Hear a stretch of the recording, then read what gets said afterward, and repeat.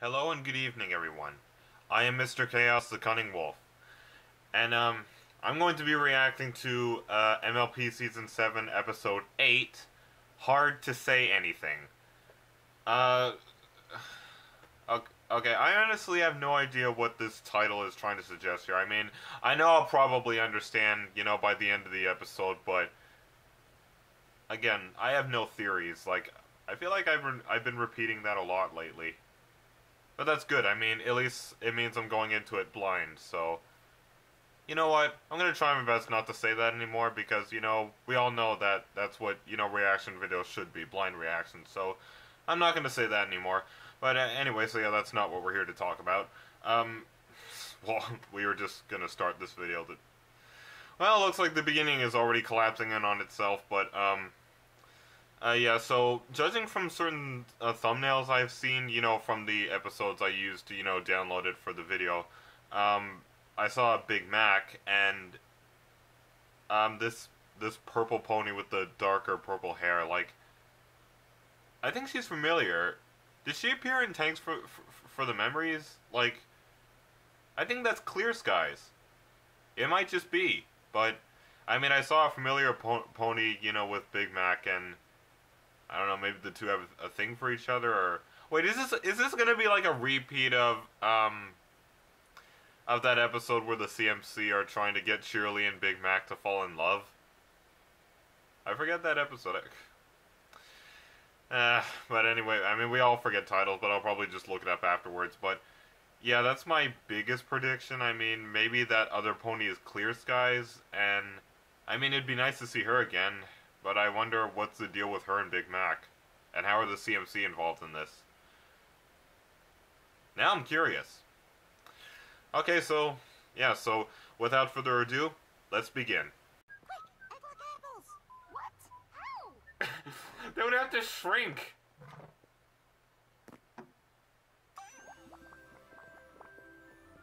Well, I was about to say, come on, Big Mac is not gonna fall for that. Oh, it's her. Oh. Let me see. It's just that she looked pretty close to Clear Skies, so yeah, I guess that was a bit of a mistake. Should've taken the binoculars. I don't know any pony here. That must be Sugar Belle. Applejack told me about her bakery. Oh. Obviously, she's just Oh yeah, I remember her. No way. What are they gonna do in there? And no spy I know has ever solved a case that quick. Okay, I'm sorry. I mean, I'm pretty sure Big Mac is just delivering apples and just having a good chat, but still. Do more recon. Follow my lead.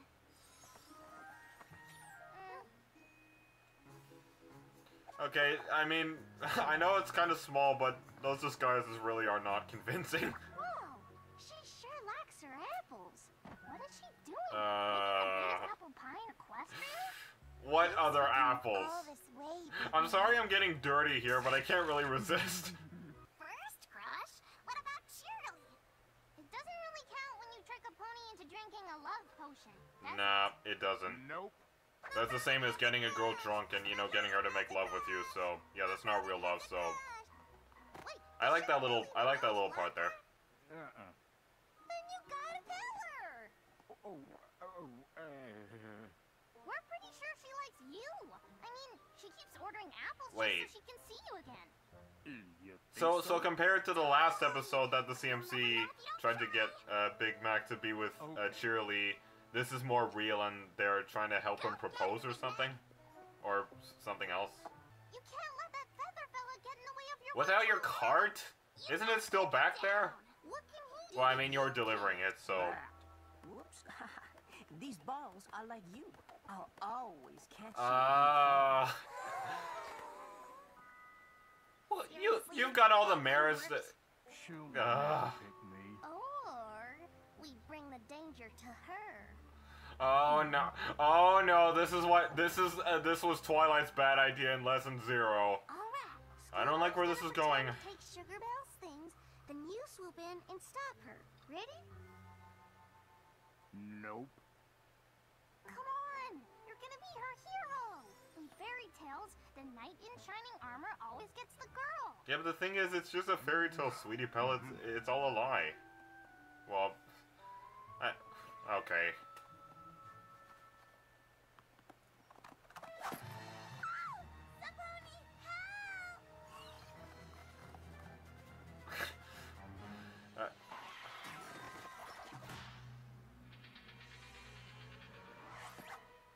Oh, great. I kind of predicted that would happen at the last second. Though it is not as sweet as you. Enough with the hair. Thank you, Feather. I mean, if they all like you, why do you have to have specifically her? Rescue. And those three mares look like they have the same main style. Trying. They all look the same, only they're different colors. Up a notch. Oh yeah. Oh no. Yeah, oh no, I was... There's nothing more romantic than waking your special pony from a sleeping spell with a magical kiss. Into the sunset. I don't... Any sign of feathered bangs? Oh, his name's Feathered Bangs? Negative. Coast is clear. It's now or never. No, it's gonna come out of nowhere, isn't he? That face. Every great love story hinges on the romantic musical number. Big Mac. Oh no. Song for Sugar Belle. Is this gonna be an actual song or just like a fail attempt? I want to see this. Come on, Big Mac. Feather Bangs is so romantic. When he speaks. And they sound like actual teenage girls who follow people like One Direction or Justin Bieber. Better than him. Just like we. Oh, they're stereotypical.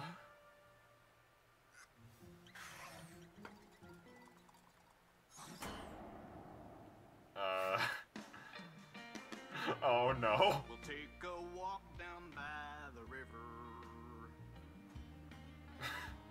Watch the sunset from the field. I mean, this isn't bad, but... Plant the seeds of love together. And water them right. Oh, where's Featherbang gonna come from? Sugar Belle, sweet as pie. I mean, there's no way he can really come in because, you know, they're in the house, so he can't just break in. Cherry blossom in a field of rye. Her face. Milk and fed, and the pigs are in the sty.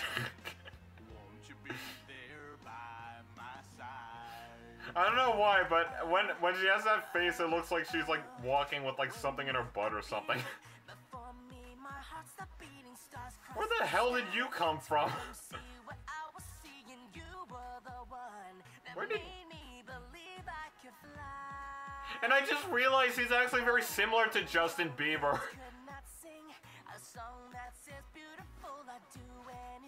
Yeah, this is giving me mixed taste so far.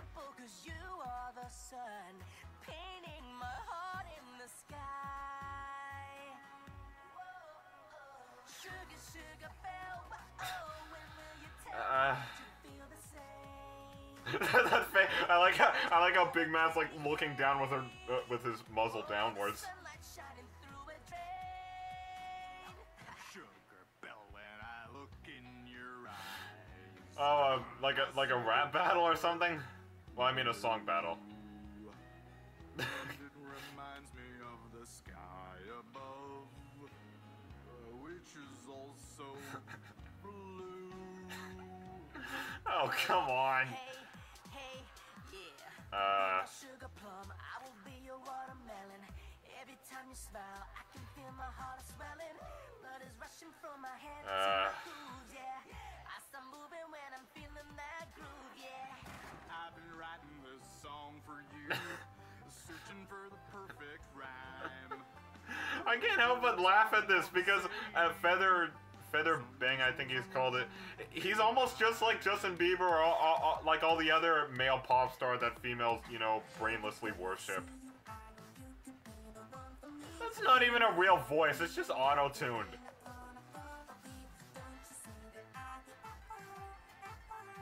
What? I can't even tell what you're even saying. The auto-tune's so bad I can't... At least Big Mac still has his actual voice. Okay, guys, shut up.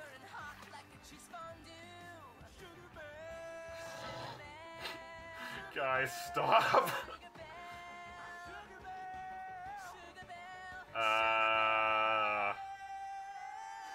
Oh no. Oh great, you wrecked her stuff. What in Equestria has gotten into you two? If you think I'm the kind of pony that likes all this nonsense, then you clearly don't know me at all. I wish every pony would just leave me alone. Goodbye, fake auto-tune guy. I mean, I can't help it. We don't get it. Big grand gestures always work in the fairy tales. The thing is, it's not a fairy tale, though. Not a fairy tale princess. She's Thank a you, real Big Mac. pony. She's kind, and she works hard, and she's sweeter than everything in her bakery. Again, we even get to hear Big Mac talk more. But we learned our lesson. Romance isn't about impressing some pony. It's about doing something that means something special to that pony you love. Like a lot. Apple Bloom? I think they get it.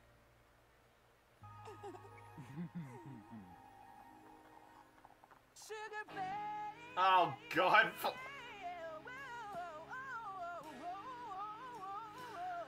Just shut the door. Sorry, Feather. You're a little too late. Yeah, Sugar Bell's already picked her special some pony. Now go get with all your stereotypical teenage mares that adore you. So secret admirers right behind you. Yeah, the Bieber fans. I'm sorry, but I can't help What it. should I say to them? You're asking us for advice? Mm-hmm. Look, I can main flip, write poetry, and juggle, but actually talking to a pony, it scares me almost as much as loneliness. All you can do is fake singing. You can't really speak. Hey, I don't know about this. He just needs a little nudge in the conversation department. Besides, I don't think Big Mac's ready to leave just yet. Let's do it! Featherbangs, the Cutie Mer Crusaders are at your service! Well, I guess he... Well, I guess he's not just a flushed out character. They actually, help him in the end. That was... Honestly, I thought that episode was kind of, relatable when it comes to, looking for, I don't know, either a boyfriend or a girlfriend. And... Come on, there's a lot of things I couldn't help during the reaction, but, I mean, I did like this episode.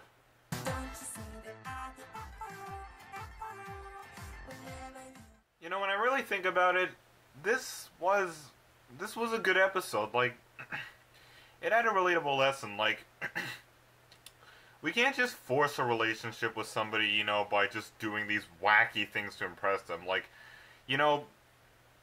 would it really make sense for, for example, if you had a crush on, some girl or guy, and you went out of your way to do all these things that you're not even talented with, or you have absolutely no experience with, but you just throw yourself into it anyway, and you end up making a fool out of yourself.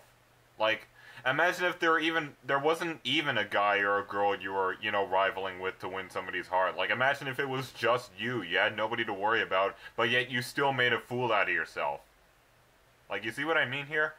Like, the beginning of a relationship shouldn't be an attempt to impress somebody. It should only be something that, both of the persons know from the very beginning. Like, they just know they like each other. Like, they don't just want to, force a relationship. They just know that they like each other. And, when it comes, if you want to do something for her or for him or whatever your relationship is, just do something thoughtful. Like, not, out of your way. Like, I mean, out of your way is nice sometimes, but to this extent, to it being ridiculous, I wouldn't count on your luck being very high in that route. But, yeah, and I kind of like the simple structure of this episode. Like, honestly, in the beginning, Apple Bloom kind of pointing out, well, I don't know if it was Sweetie Belle that first pointed out, but, you know, when the CMC noticed, you know, that Big Mac was acting a bit weird and he was blushing and, you know, he was going all the way to Starlight's old village, they're like, why would he go that far for just some pony unless he's in love? Yeah, that part, to me, was kind of relatable to, you know, when kids notice, you know, or... Okay, you know, in a proper scenario, like, you know, imagine if, for example, you know, if you're like a kid and, you know, you're growing up, you're like in your 30s or 20s, you know, proper marrying age, and your parents notice that you're acting a bit different. Like, in this generation, it's like you staring at your phone with a smile on your face because you got a nice text from, you know, this person you're beginning to like. And, you know, they're beginning to see you, like, happier, and again, you're like, I can't stop thinking about him. Like, you don't actually say it, like, because, you know, a lot of people, like, when they're in a relationship, just like Big Mac, sometimes they're a bit shy to admit it.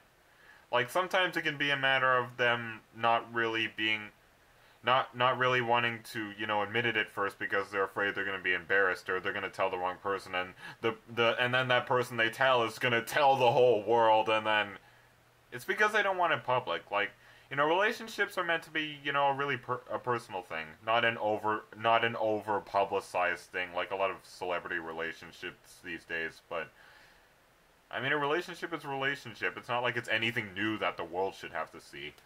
But yeah, Big Mac was, like, totally relatable. Like, you know, he was shy at first, but because he was in love and everything, and, you know, he felt kind of serious about it, he still got the guts to tell Apple Bloom. Like, Apple Bloom just gets up to his ear and says, "Do you have a crush on Sugar Belle?" And he just goes and says, "Yep." So that was good. And, you know, I really like Big Mac in this episode. I like how, you know, other than him being, you know, still kind of quiet and still kind of shy, it feels like he's undergoing the type of character development where he's becoming less and less shy. Kind of like Fluttershy. But, you know, he's becoming a little more bolder, and we just get to see him talk more. Like, you know, when we finally get to see him talk more in the Brotherhood of Social, which was a very good episode from Season 5, here we get to see him talk a little more, and this time it wasn't about him, you know, feeling left out of the family because, you know, Apple Bloom always looked up to Applejack as a, you know, her hero, but it was actually Big Mac feeling, you know, some depression and sadness because he thought that he lost. Like, he thought that he lost the you know, battle for that relationship. But, of course, the CMC show Big Mac that it's not too late.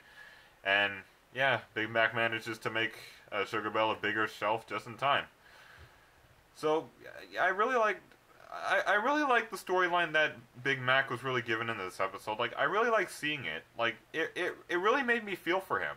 Like, not up to a point where tears were coming out of my eyes. No, I felt for him because I felt his sadness in that one part where he's like, nope, I'm never going to have that relationship. And yeah, I felt for him, but I also felt for him at the end as well. Like, you know, he realizes that it's not about doing all these wacky things to impress, it's just, you know, showing thought. You know, kind of the same thing goes for Mother's Day or Father's Day. Like, you know, if you can't always go out and get a gift, or, you know, you just realize, oh crap, it's Mother's Day, or oh crap, it's Father's Day, I didn't even come up with anything to get them, what am I going to do? But it's like a lot of good parents say, it's really the thought that matters. You know, it's really the fact that you remembered. And, you know, just a simple, you know, Happy Mother's Day or Happy Father's Day before they go out to work or something could still make their day. But that's just something I wanted to refer to. But, yeah, and this how do you pronounce this name? Is it Feather Banks or Feather Bangs?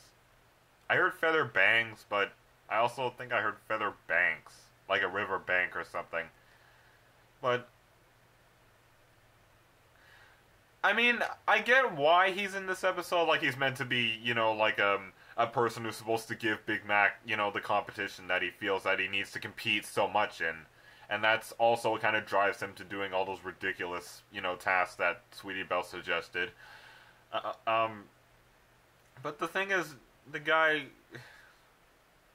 Like, it's good to have, stereotypical characters every now and then, but even after rewatching this episode just before, this obvious review part, I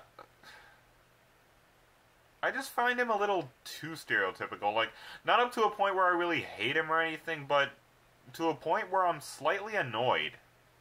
Like, come on, how did he even get into Sugar Bell's house when Big Mac was just trying to sing his, well, not very good, but at least he had a raw voice. I mean, I guess it was a pretty good country song, but, and speaking of song, I wonder if this is actually considered an actual soundtrack song or just a failed attempt or something, but, yeah, how did Feather Bangs even get in there? Isn't that, like, breaking and entering or something? But, I don't know, maybe door systems are different in Equestria, because, Equestria is obviously set in the older times where, there were no cars or phones, there was just carriages, and actually they don't even have telephones, that's how old it is, but, yeah, just, MLP logic. I bet, the logic for MLP was made by Pinkie Pie, because, because of all the nonsensical things that Pinkie Pie can do. And that's why we don't question it. Just like when it comes to Pinkie doing something we don't know how she did, just don't question it. It's Pinkie. She's a psychic, she knows what she's doing. But anyway, so enough discussing logic, but still, it was a little confusing how it got in there, but yeah, and also, didn't anybody feel this? Doesn't Feather Bangs kind of remind you of Justin Bieber? His voice, his incredibly high-pitched voice, his hair. I mean, his hair suddenly reminded me of Justin Bieber's often hairstyle as well. And, come on, is that really the best line he has, like flipping his mane? I mean, I know some girls like it, but, ugh. And, speaking of the girls, I honestly find those three mares that were always going, like, I found that a very stereotypical as well. Like, they in my opinion were like, the brainless girls who, mindlessly follow people like Justin Bieber or, One Direction or the Jonas Brothers or many more male pop star celebrities or rock celebrities. I mean, I don't even know. But yeah, and okay, one little detail. I think they all had the same mane. Like, they were just all different colors, but they all had the same mane. And also their voices. Again, it was the stereotypical teenage girl slurish kind of voice. She was like, it sounded like the, oh my god, he is so hot kind of voice. I mean, I bet you know what I mean. But, yeah, I mean, I mean, I don't hate, Feather Bangs because, I mean, he's not so obnoxious, and at least he has, a purpose to be in this episode, to give, competition and a fight for a friendship relationship, but still, I mean, come on, he was kind of obnoxious, and I like how, as his music goes on, like, his singing becomes more and more auto-tuned, so high that it's literally just like a lot of fake pop songs today. I can barely understand what he's even saying. Like, I'm like, what are you, a machine or something? I can barely even tell it's you anymore. But seriously, I mean, he really makes me think of Justin Bieber. I mean, come on, don't even blame me. But I mean, I understand his reason to be in the episode, and yeah, I'm sorry I got, a little out of control with the dirty jokes, but come on, I mean, when one of the CMCs said, she must really like her apples, like, the way I heard it at first before I rewatched it was, I think he really likes her apples, and I'm like, what apples? Like, her, like, chest apples or, like, you know what I mean, like, come on, I couldn't help it, like, it was just too tempting, and, to me, there was a lot of, flirting references, and I mean, the kind of lustful, the kind of lustful flirting, if you know what I mean. Yeah, and I like how, Sweetie Belle, in a way, learns that, relationships and, love isn't a fairy tale. I mean, it's not something that's just acted, it's just something that just starts how it starts. I mean, you know, people who become husband and wives, or I don't know if they're gay or something, just any kind of relationship, like, you know, people meet randomly all over the world. Like, it's not like a arranged marriage or, you know, a demanded relationship. It's just, you know, something that naturally happens and it's not forced. So I like how this episode showed that, and again, it felt like something new. Like, it felt like something that hadn't gone over before and something they wanted to try for new. And I gotta say, their attempt at it, I mean, was near good. I mean, what I mean by near good was, honestly, the Feather Bangs guy kind of really throws a lot of, you know, stereotypical, you know, he throws a lot of stereotypical atmosphere into this, you know, moral we're trying to watch, and I mean, it makes sense, but like I said, at sometimes he's a bit obnoxious, because that's how big his, you know, stereotypical, you know, a vibe is. So yeah, that I didn't really entirely like, but that didn't really take a lot away from me liking this episode. And yeah, the Cutie Mark Crusaders were pretty funny. I mean, they came up with a lot of, they're good ideas. I mean, we know them. I mean, they're the CMC. I mean, they make mistakes, but even they're still learning things. I mean, it just kind of came to me for some reason. Even though they already have their cutie marks, they're still learning some lessons. Just like, you know, how Twilight's still kind of learning things, you know. Sometimes Starlight Glimmers even taught her a couple things that she didn't really know yet, even after she became a princess. So it just goes to show that nobody's the smartest. I mean, nobody has really accomplished everything. I mean, that's not possible. I mean, we accomplish a lot of great things, but we can never get everything. Like, it's not like we're Superman. So yeah, I like, it just came to me, I like how we're seeing this from the CMC as well. Like, even though they still have their cutie marks, they're still learning things. And I mean, because they're still relatively young, but, you know, I was just making a connection there.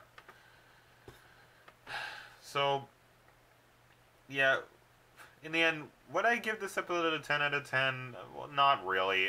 Again, because, you know, how partly obnoxious Feather Bangs was, and I don't know, just maybe that's the only reason. Like, I thought I had another reason, but maybe that's just my head playing tricks on me. But yeah, I think in the end, I think I would give this episode about an 8 or 9 out of 10. I mean, you know, the stereotypical atmosphere kind of takes quite a chunk away from it, but again, like I said, it's not a big chunk up to a point where I absolutely hate it. So yeah, no, I liked it. Like, it had a relatable lesson, and Big Mac's characteristics in this episode, you know, were realistic and relatable, and that's what I really liked.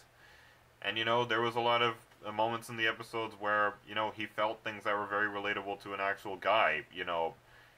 Like, I'm pretty sure a lot of guys out there are, you know, shy about admitting, you know, that they have a crush on a certain girl.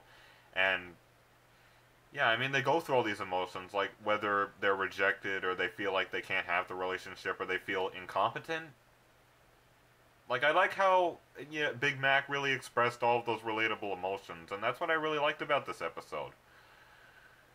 And again, I like how the CMC got to learn something as well, even though they're just trying to help Big Mac, of course. And of course, Apple Bloom, I mean, he's her big brother, so of course she wants to be there for him. But yeah, I really liked how this episode played out, and I mean,